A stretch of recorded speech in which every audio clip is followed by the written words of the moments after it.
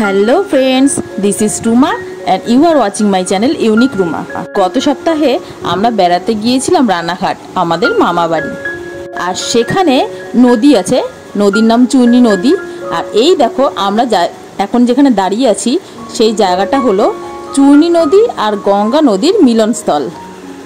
তোমরা যদি ভালো করে নোটিস করো তাহলে দেখতে পারবে সামনের দিকের জলটা একটু কালচে ভাব বেশি, মানে একটু ডিপ গ্রিন, আর পিছনের দিকের জলটা সেটা হলো একটু সাদা, কারণ ওই পাশেরটা হলো গঙ্গা আর এই পাশেরটা হলো চুনি নদী। আর দেখো আমরা দুজনে পাড়ে দাঁড়িয়ে দেখছি, আমরা স্পষ্ট বুঝতে পারছি, জানি না তোমরা বুঝতে পারছো কিনা, যে দুটো জল মিক্স হচ্ছে না। এই পাশেরটা কালচে বা ডিপ গ্রিন আর ও পাশেরটা হোয়াইট। আর যেটা আমি জুম করে দেখাচ্ছি সেটা হলো একটা আইল্যান্ড।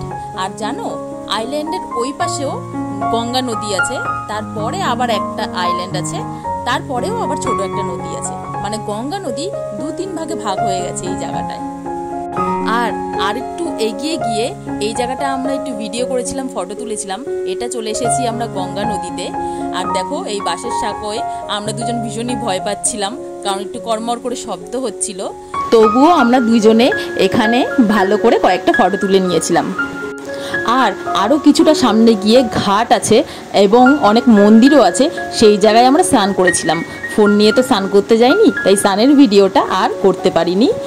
আর আমার ভিডিও ভালো লাগলে চ্যানেলটিকে অবশ্যই সাবস্ক্রাইব করে দিও আর ভিডিওটাকে লাইক শেয়ার করে দিও। দেখা হবে অন্য আরেকটা মিনি ব্লগে। এখনকার মতো টাটা। আমিও ভালো আছি, তোমরা সবাইও ভালো থেকো।